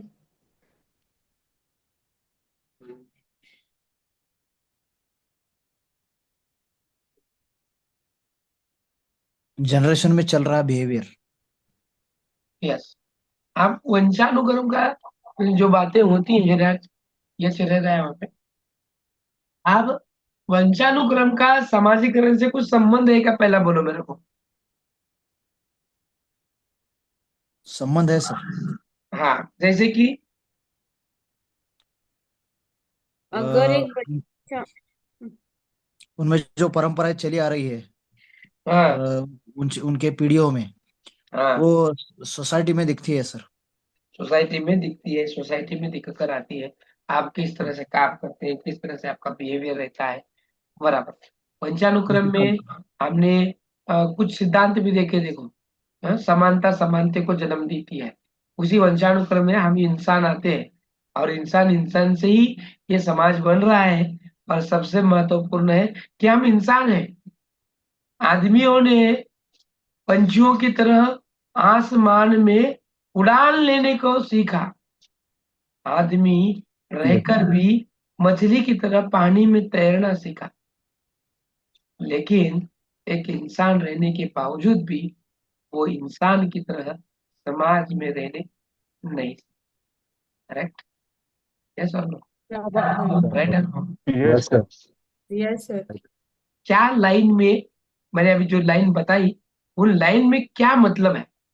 क्या मतलब इंसानियत सर। है? यस, हम्म। यस, वो एम है, वो महत्वपूर्ण है। क्या फिर आज इंसानियत बाकी है या नहीं? बहुत थोड़ी। बाकी है, बहुत कम बहुत लोगों में कम है सर। कम सर। है सर, कम है। उसका असर हमारे समाजीकरण पर कुछ होता है या नहीं होता है? होता है ना सर। यस सर, होता है, होता है। जैसे कि क्या होता है? कठोर वर्तन होता है सर, ये कठोर वर्तन। हाँ इंसान इंसान का दुश्मन होता है सर, फिर अभी उसका दूसरों की बदले मदद की करने की भावना, भावना नहीं रहती। बदले की भावना आती है अंदर सर। हाँ हाँ, कब बदले बदला लेना है मुझे। हम यस कहते हैं कि वो अच्छा नहीं कर रहा तो हम क्यों करें अच्छा उसके साथ। यस। और yes। कभी सर कभी नॉर्मल बात में बताया जाए तो कोई आदमी गिरा तो वो जाते समय एक आदमी नहीं उठाया तो वही नहीं उठाया, मैं क्यों उठाऊं, ऐसे देख के चले जाते हैं सर। यस। और दूसरी बात अभी ये है कि गिरने वालों से गिराने वालों की संख्या बढ़ गई है, ज्यादा है सर, उठाने सही। वालों से गिराने की सोच रहे हैं हम। गिराने की, एक दूसरे को अपनी नजर से, समाज से, दृष्टि से सब आगे बढ़ रहे हैं। ये वंशानुक्रम से क्यों आ रहा है? फैमिली फैमिली का मैटर रहता है, वंशों का मैटर रहता है ना? एक दूसरे को मारना, काटना, तोड़ना, फेंकना, ये वाली जो बातें हैं कभी कभी वंशानुक्रम से भी आती है, यानी दुश्मनी। इसका मतलब है दुश्मनी भी है, अच्छाई खानदानी भी है, दुश्मनी। बुराई है, बहुत सारी चीज ऐसे है जो हम वंश से ही लेके आते हैं। जैसे कि खानदान की दुश्मनी है हमारी, है ना, ये वाले। और कुछ लोगों को खानदान से दूसरे लोगों का अच्छा करने की भी आदत होती है। ये जो बातें है ना, ये भी है। जैसे कि हाँ, बाबा आमटे का परिवार हो, गांधी का परिवार हो, ये जो आने वाले लोग हैं वो अगले पीढ़ी दर पीढ़ी को सुधारने का ही काम करते हैं। हाँ, हमारे पूर्वजों से लोग फिल्म इंडस्ट्री में है, वो उसी में रहेंगे। जो सोशलाइजेशन में है, लोगों का काम, लोगों का वर्क कर रहे हैं, वो उसी में चले जाएंगे। इसीलिए वंशानुक्रम भी बहुत महत्वपूर्ण है, जो समाज को प्रभावित करता है।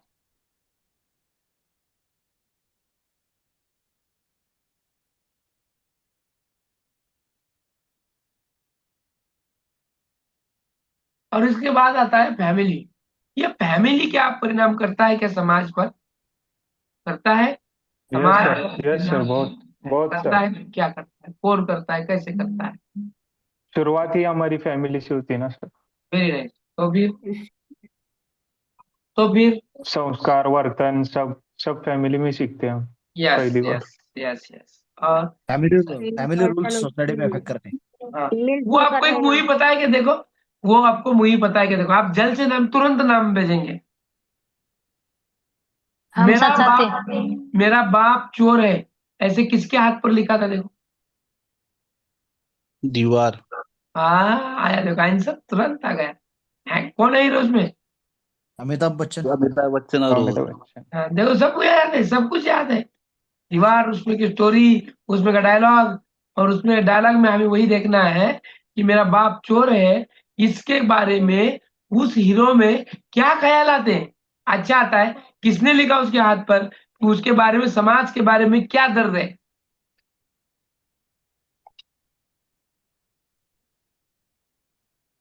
देखा ना सर? अभी अभी अभी अभी अभी बोलो। Yes sir. विलेन ने लिखा होगा सर शायद। शायद, मैंने अपनी मूवी नहीं देखी, शायद कहा है, इसका विलन मतलब मूवी नहीं विलन ही लिखा है, देखी। विलन नहीं लिखा होता है वो। जब हाँ, उसको अलग होते हैं वो बच्चे, तो वो विलन ही लिखा होता है उसके हाथ पर। तो उसके दिमाग में वही थिंकिंग बढ़ती है कि मेरा बाप चोर है। चोर है। यस। तो ये क्या होता है, ये मिलता है इधर से, और एक बात हम जब ठोस के देते हैं तो वो वहां पर पैदा होता है। फैमिली हमारा सोशलाइजेशन का प्राइमरी फैक्टर में आने वाला पार्ट है। समाज की शुरुआत जिस संस्था से होती है, वो संस्था है परिवार। ये फैमिली, फैमिली मेंबर्स जो हमारे में संस्कार, गुण, आदर्श डालते हैं, उनका असर ही कल के समाज में दिख कर आता है। मानो अच्छी आदत और अखलाक फैमिली ने हम पे डाली, तभी तो हम अच्छा जाकर समाज में करेंगे। यदि फैमिली ने हम पे अच्छे संस्कार नहीं किए, हमसे, हमारे में अच्छे आदत और अखलाक नहीं डाले, तो आने वाले समाज में वो बच्चा क्या करेगा? अच्छा कुछ करेगा? अच्छा कुछ कर पाएगा? नहीं कर नहीं सर, पाएगा। नहीं अभी सर। नहीं बोलते भी कर है ना सर। पाएगा। वो भी अरे इसका बाप। डाकू बनेगा, वो भी चोर बनेगा, वो भी लुटेरा बनेगा, वो अपराधी बनेगा, वो एक तेरेकी बनेगा, वो आतंकी बनेगा। ये आतंकवादी। ये वो फैमिली तय से बोलते करता हैं ना है। सर। ये कौन तय करता है कि वो क्या बनेगा?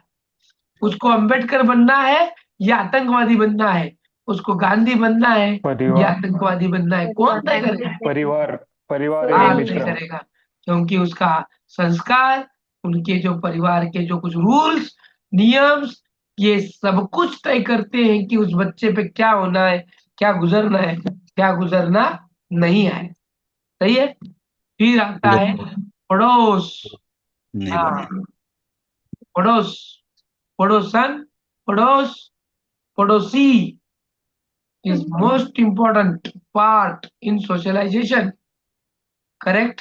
बराबर है कि नहीं? Yes sir. Most, और यस पावरफुली सर। भी है मेरे हिसाब से। Yes sir. ये यस सर। पावरफुली भी फैक्टर है जो हमें सोशलाइजेशन को बरकरार लगता है। यदि हमारे पड़ोस वाले मदद करने वाले हैं, मददगार हैं, क्या असर होगा? हम भी उनको मदद करेंगे। मदद करते सही। यदि हमारा पड़ोसी मदद करने वाला नहीं है, हेल्पफुल नहीं है, संकट में, अड़चन में हमें काम में आने वाला नहीं है, लेकिन हमारी मुसीबतों में और बड़ी मुसीबत डालने वाला है।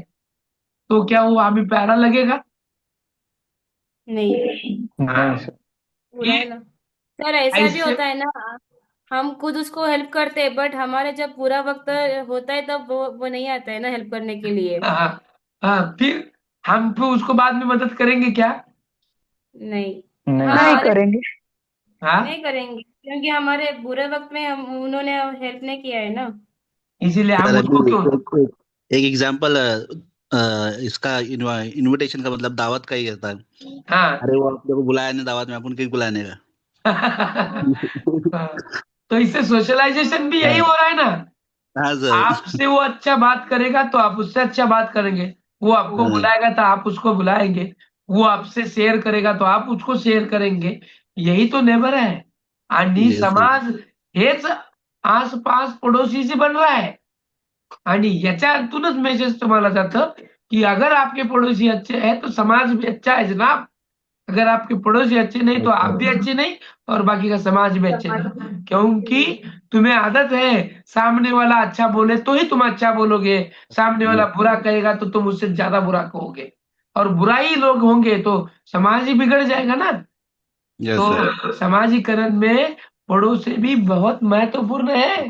Yes sir. है, अगर पड़ोसी तुम्हारी हर वक्त गिबत करता है, निंदा करता हाँ, है, तो तुम क्या उसको अच्छा देखोगे, अच्छा समझोगे, क्या करोगे? उसका इफेक्ट क्या होगा?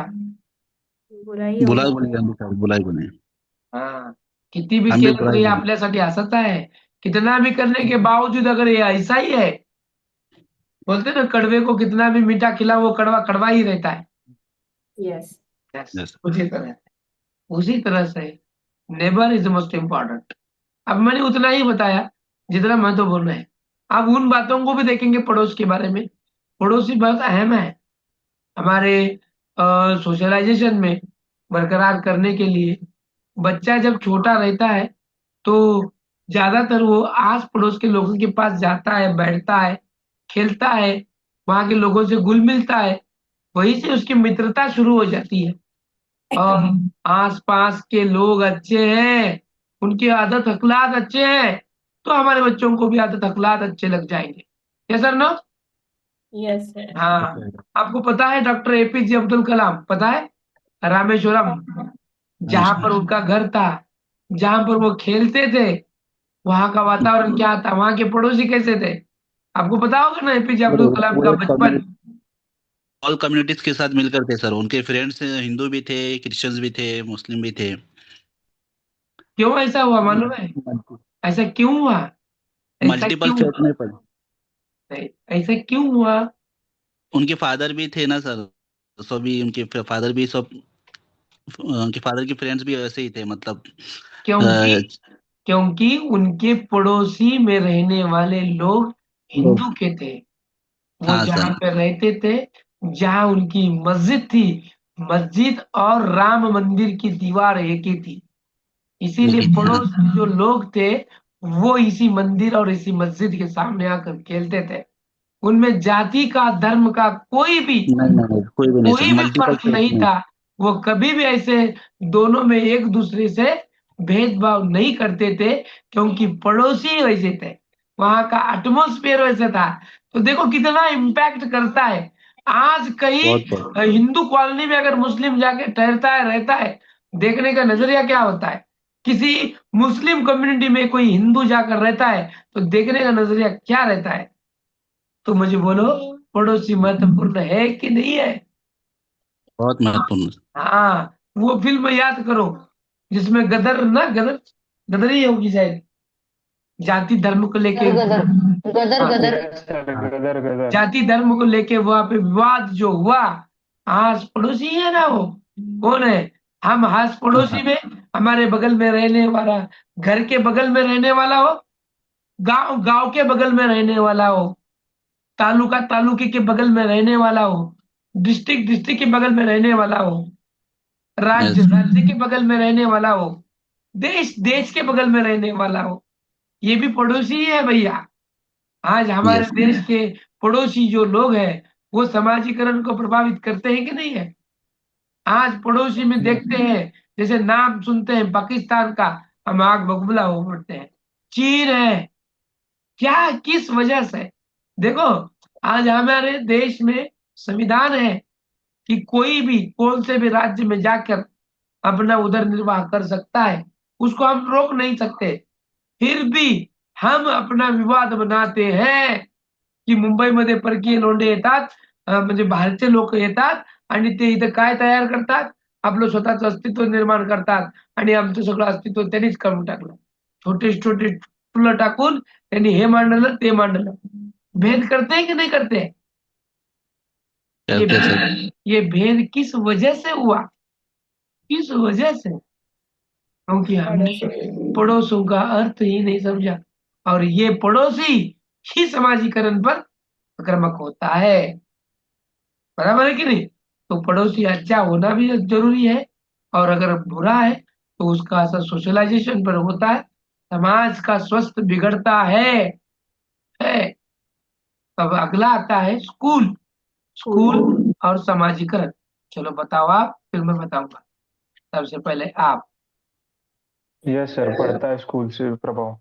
जैसे कि कैसे, क्यों, कहाँ, किधर? आज का विद्यार्थी कल के समाज का आदर्श नागरिक होता है सर। बराबर, और वो निर्माण करने की फैक्ट्री ही स्कूल है। करेक्ट, स्कूल है। Yes sir. स्कूल में समाज की छोटी किसने कहा? किसने कहा? किसने कहा? स्कूल ही समाज की छोटी प्रतिकृति है, ये किसने कहा? नहीं बोले सर। अरे मैं ही आंसर सर, आपने नहीं कहा जनाब, ये जॉन डुई का कहना है। विना जानकर बरोबर, तुम्ही बोलले बरोबर आहे, उत्तर बरोबर आहे, पण हे समाज, शाळा ही समाजाची छोटी प्रतिकृति आहे, और ये स्टेटमेंट जॉन डुईच आहे। बरोबर, तो ये इसलिए कहा उसी ने क्योंकि समाज की बनता कहाँ से है, समाज के रूल कहाँ से है, समाज में एक आदर्श नागरिक बनाने की फैक्ट्री स्कूल है। तो स्कूल समाज का छोटी प्रतिकृति है, जो समाज में दिखने वाला है वो स्कूल में निर्माण होने वाला है। कल का जज, वकील, पुलिस या फिर चोर या अपराधी, ये जनरेट होने वाले स्कूल से है।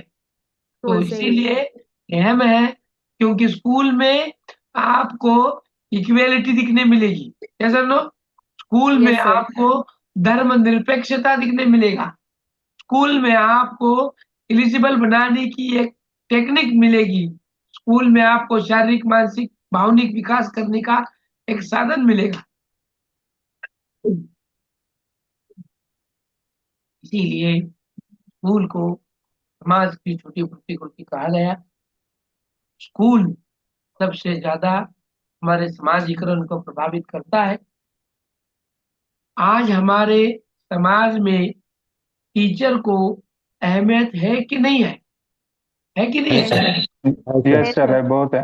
अहमियत है सर, थोड़ी अहमियत है, थोड़ा सा कम हुआ, ऐसा भी पता चलता है सर। आज हमारे स्कूल में, आज हमारे समाज में टीचर की अहमियत है, तभी तो स्कूलों में आज भी बच्चों को भेजा जाता है। अहमियत कम हो रही है वगैरह ऐसे कुछ नहीं है, हो रहा है तो वो हमारी मानसिकता है। क्योंकि आज देखो, जॉइंट फैमिली से बनकर न्यूक्लियर फैमिली है, हम दो, हमारे दो नहीं, हम एक है, और ये एक यानी उसके जिगर का टुकड़ा होता है, कलेजे का टुकड़ा होता है। कोई अगर उसे मोहल्ले में कुछ कहता है तो पिताजी तलवार लेके जाते हैं उसे कूटने पीटने। ऐसा चांद का टुकड़ा, ऐसे कलेजे का छल्ला, ये तुम्हारे पास भेज रहे हैं, तुम उसको कूटो, पीटो, मारो, फिर भी तुम्हें कुछ नहीं कह रहा है। यस और नो? बराबर। इसका मतलब, इसका मतलब क्या है? इसका मतलब ये है कि आज भी टीचर की अहमियत उतनी ही है जितनी पहले थी। अब वो कारण अलग है, हमें लगता है कि और हमें ये मिले वो मिले, वो बात अलग है। तो उसी वजह से स्कूल प्रभावित करती है बच्चों को, स्कूल प्रभावित करती है सोशलाइजेशन को, स्कूल के सभी रूल्स, स्कूल के कभी गुण ये समाज को प्रभावित करते हैं। बराबर। अगला क्या है? अगला है बालक के साथी। तो आप बताओ फिर मैं बताऊंगा। बालक, अगर बच्चे का फ्रेंड्स अच्छे रहेंगे तो उसके बच्चों को भी अच्छे से बिहेवियर होता है।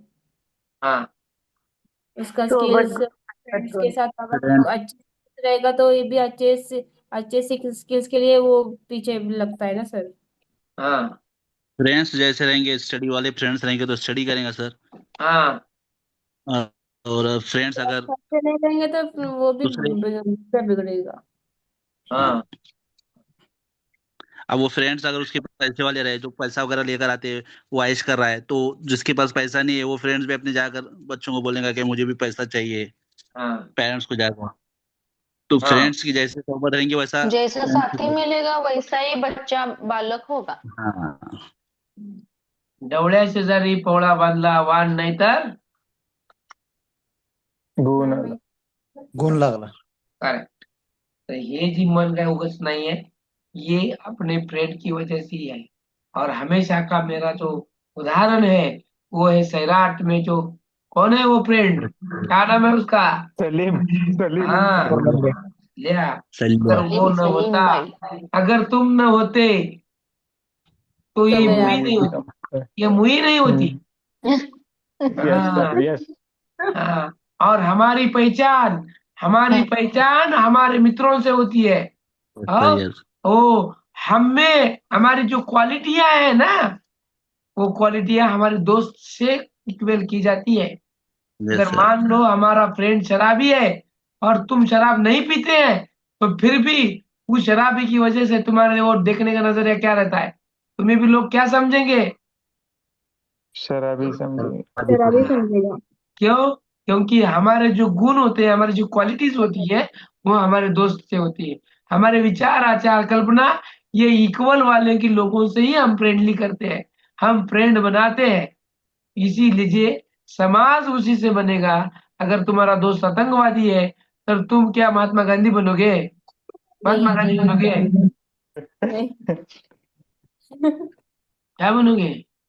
आतंकवादी आतंकवादी बनेगा। हाँ, तो it is important you are friend. Friend बहुत महत्वपूर्ण है हमारे लाइफ में। गलत करने पे साथ देगा, बुरा करने में साथ देगा, है ना? अगर ये साथ देते रहेगा तो हम और गलत करते रहेंगे। जिस वक्त तुम बुरा कर रहे हो, गलत कर रहे हो, चोरी कर रहे हो, और उसी दिन उसने टोक लिया, उसने पकड़ लिया, उसने पनिश कर लिया, उसने बोल दिया, तो मानो तुम सुधर गए। बराबर नहीं? अगर उसने आपको सपोर्ट कर लिया तो आप शातिर से शातिर चोर बन जाओगे। तो फ्रेंड ऐसा होना चाहिए जो तुम्हारे गलती पर तुम्हें रोके टोके, तुम्हारी अच्छाई पर उसकी गीत गाए, तुम्हारे अच्छाई पर वो प्रोत्साहित करे। प्रशंसा करे। हाँ, और प्रोत्साहित भी करे। तो ये ना हो कि ऐसा फ्रेंड ना हो कि आपकी गलती को भी, आपकी बुराई को अच्छा करे उसके स्वार्थ के लिए। ऐसे दोस्तों से दूर रहो, ऐसे दोस्तों को अपनाओ। और ऐसे दोस्तों से हमारा सामाजिकरण क्यों अच्छा रहता है? क्योंकि समाज हमसे बनता है जनाब। दोस्तों की संख्या कम नहीं है। दोस्त हरामी नहीं होना है, दोस्त अच्छा होना है, दोस्त सच्चा होना है, दोस्त साथी होना है। और उसी साथी से हम अपना सामाजिकरण इम्पैक्ट करने वाले हैं। Yes sir, a friend in need is a friend indeed. Yes. और कितने बुक के बराबर एक फ्रेंड होता है? Yes sir. बहुत सारे। जैसे कि 100 किताबें इज इक्वल टू एक फ्रेंड होता है। हमें अपना दुख दर्द, अपनी खुशी जिससे बांटते हैं, बटोरते हैं, जो हमारे उसमें शामिल होता है, वो सच्चा फ्रेंड होता है। Yes sir. अगला है माँ बाप समुदाय, कम्युनिटी। पेरेंट्स को नहीं बता सकते बट फ्रेंड्स को बता सकते हैं। यस। जो बात हम अपने फैमिली में नहीं शेयर कर सकते, वही बातें हम अपने फ्रेंड को बता सकते हैं। क्योंकि फैमिली में भी जो चल रहा है वो हम सच्चे दोस्तों को ही बताते हैं कि मेरे पापा ऐसे है, मम्मी ऐसी है, वैसी है, वगैरह वगैरह। बराबर। अब आता है कम्युनिटी, समुदाय। समुदाय या समुदाय यानी कम्युनिटी। अब ये समुदाय क्या इम्पैक्ट करता है हमारे सोशलाइजेशन पर, बताओ चलो। फिर आगे समुदाय की संस्कृति। हाँ बोलो हमारे बोलो। समुदाय जैसी हमारी प्रतिकृति होती है सर। हाँ, समुदाय से हम बनते हैं, जैसे कि देखो हर एक जाति रीति के धर्म। हाँ बोलो बोलो। रीति रिवाज परंपराओं का। हाँ हाँ, करेक्ट करेक्ट। रीति समुदाय रिवाज के नियम। परंपराएं, खान पान, रहन सहन, बातें, बर्ताव, ये सब विश्वास। कुछ कम्युनिटी से आता है। सिख कम्युनिटी से देखो क्या देखने मिलता है। सिख लोगों को हम पहचानते हैं कि नहीं पहचानते? Yes sir. देखने के बाद ही पहचानते हैं कौन सा है। सिख है, मुस्लिम है, हिंदू है, क्रिश्चियन है, बौद्ध है, कौन है, हम देखने पे पहचानते हैं। ये देखने पर इसलिए पहचानते हैं क्योंकि कम्युनिटी हमें सच दिख कर आती है, क्योंकि हर एक कम्युनिटी का नियम है, रूल है, हाँ? कपड़े हैं, रहन सहन है, खान पान है। इसी वजह से समुदाय का भी इम्पैक्ट उस पर आता है। अगर कोई समुदाय जाति नीच वाला या नीच जाति वाला या उच्च जाति वाला ऐसे भेद करने लगता है, तो वो समाज को क्या अच्छा मैसेज देगा? वो पूरा समाज में गंदगी फैलाएगा। सही है गलत है? सही है sir. Yes sir. Yes sir. Community community अच्छी होनी जरूरी है। कम्युनिटी का इम्पैक्ट हम पर होता है, और हमसे ही कम्युनिटी बनती है, कम्युनिटी से समाज बनता है, समाज से मैसेज जाता है। बोलो चलो, क्या और क्या है कम्युनिटी के बारे में? बहुत सारे रूल्स होते हैं कम्युनिटी के, उसे फॉलो यस करना सर। होता है। अगर कम्युनिटी रूल नहीं बनाती है, रूल तोड़ती है, तो समाज अच्छा नहीं बनेगा। समाज में दिक्कतें आएंगी, झगड़े होंगे, दंगे होंगे, फसाद होगी। हाँ, ये सब हमें क्वालिटीज देखने मिलेगी एक कम्युनिटी की वजह से। बराबर है। और चलो अंतिम है धर्म। धर्म। धर्म जाती। हाँ, जी जाता जात नाही ती म्हणजे जात, कधीच जात, जात, धर्म। चलो बोलो अभी क्या असर होता है धर्म जाति का हमारे कम्युनिटी पर? होता भी है कि नहीं होता एक है? दिशा होता है सर। दिशा प्रदान करती है। यस यस, पॉजिटिव धर्म के पॉइंट। नियम। योग्य दिशा। यस, नहीं। Positive point. और धर्म के अनुसार जो नियम है उसको फॉलो करना पड़ता है सोसाइटी में। यस, उसे रूल बनते हैं। अच्छा धर्म, अच्छी बात है। कोई भी धर्म नीच नहीं होता, कोई भी धर्म उच्च नहीं होता है। सब धर्म समान है, इसीलिए हम सर्वधर्म समभाव कहते हैं। और इस धर्म की सभी बातों को हम दोहराते हैं। धर्म में, हर एक जाति धर्म में अपने अपने रूल्स होते हैं, और वो रूल की वजह से दंगे फसाद नहीं होते, समाज में दूषित नहीं होते। सगळे आता कुठल्या धर्मात लिहिले का हो? चोरी करा म्हणून कुठल्या धर्मात लिहिले का चोरी करा म्हणून? नहीं। धर्मात नहीं लिहिले. एकमेकाला मारामाऱ्या नहीं करा म्हणलेले का? भांडणं करा म्हणले का? नहीं हा, नहीं नहीं अत्याचार करा, अन्याय करा, असं काय लिहिले का? नहीं सब नहीं नहीं, सर। यही लिखा है कि ये करो मत, ये करो मत। वसुदैव कुटुंबकम। हाँ, और ये करो मत. सगळेच आमच्या ह्याच्यातले आमचे सगळे कुटुंब आहे. हा, आणि हे कुटुंबाचे सदस्य आहेत असं समजून आम्ही जेव्हा राहतो, तेव्हा एकोपा दिसून येतो. जर भेद घडवून आणला, जातीभेद झाला, आणि सद्यस्थितीला जातीभेदाची ठिणगी पडेपर्यंतच उशीर आहे. अज्ञानी अबोली माणूस सुद्धा बोलायला लागतो धर्मावरती. बरोबर आहे की नाही? बराबर है सर। यस वो सर। धर्म पता नहीं, वो धर्म दिखाएगा, वो धर्म राइट। सुनाएगा, वो धर्म बताएगा आपको. आणि याच्यामुळं धर्मावर आपल्याला सगळ्यात महत्वाचं आहे तो म्हणजे समाजीकरणावर प्रभाव करतो. धर्माधर्मातून होणारी भांडणं असतील, हा, जातीयता असेल, तर सगळ्या गोष्टी आपल्याला त्या ठिकाणी पाहायला मिळतात. म्हणून धर्म महत्वपूर्ण आहे. बोला है. अब महत्वपूर्ण पार्ट क्या है? क्वेश्चन। क्वेश्चन है सामाजिकरण की प्रक्रिया के मुख्य अभिकर्ता। ये हुआ ना. अब डायरेक्ट, हाँ, चलो क्वेश्चन आंसर है, इसी टॉपिक पे लेके आया हूँ. क्वेश्चन आंसर है, चलो सही क्वेश्चन बताओ. सामाजिकरण की प्रक्रिया के मुख्य अभिकर्ता परिवार एवं अभिभावक की भूमिका। अध्यापक की भूमिका, मित्र समूह की भूमिका, सर समाज पूरे आएंगे बी सर, और बी आप बताओ। Option B. B sir, B B है सर। लॉक किया जाए? Sir option. लॉक किया जाए सर बी को।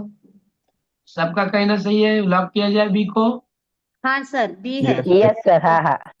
परिवार परिवार एवं अभिभावक ये की अभिभावक भूमिका। की भूमिका। हाँ, अभिभावक का मतलब क्या है? अभिभावक का मतलब पेरेंट्स, वालेदैन, वालेदैन सर। हाँ, पेरेंट्स। पेरेंट्स। पेरेंट्स, अभिभावक का वालेदैन। मतलब है पेरेंट्स, वालिदैन। यह उर्दू वर्ड है, ये लोगों को समझ में नहीं आएगा। तो पालक ज्याला आपण म्हणतो ते, तो वालिदैन, पेरेंट्स, इसी को हम क्या बोलते हैं? अभिभावक। बराबर, दिस इज राइट आंसर, परिवार एवं अभिभावक की भूमिका। अगला क्वेश्चन है इस तरह से आपके सामने, कुछ इस तरह। समाजीकरण ये के संदर्भ सभी आएगा सर, तीनों पढ़ो भी तो आते सही, पढ़ो तो पढ़ो यस पहले सर। क्वेश्चन को। Option D sir. समाजीकरण के संदर्भ यस में सभी सर। परिवार, समाज, समुदाय, ये सब सर और आएगा option D. Option D. Option D sir. Option D sir. किस संस्था की भूमिका समाजीकरण के संदर्भ में निम्नलिखित में से किस संस्था की महत्वपूर्ण भूमिका होती है?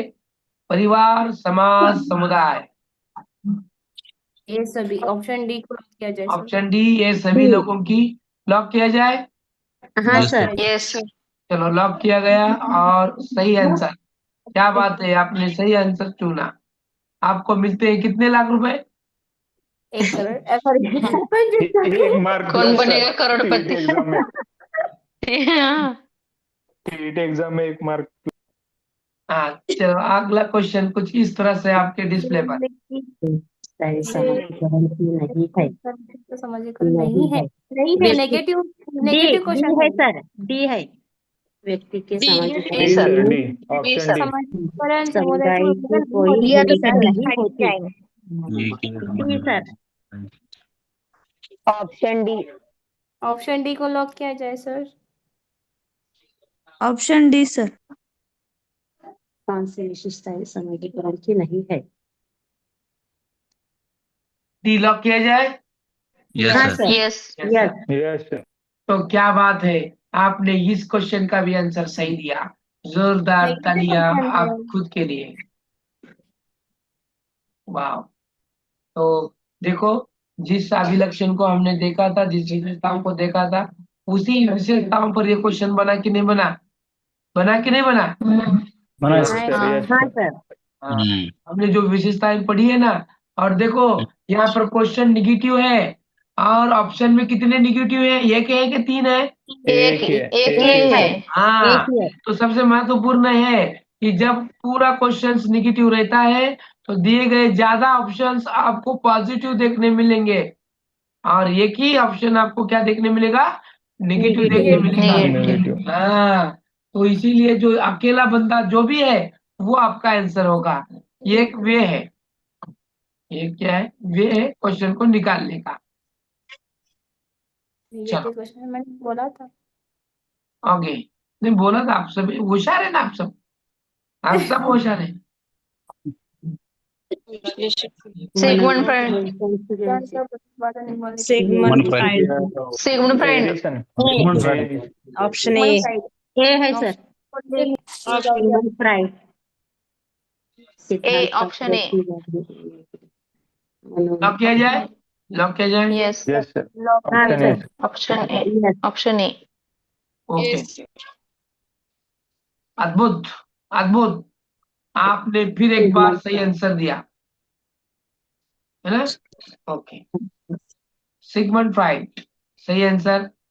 तो आपके डिस्प्ले पर कुछ और नया क्वेश्चन इस तरह से। कौन सा कथन कथन सही नहीं है। कौन सा क्वेश्चन है? देखो ऑप्शन किस तरह सी। से।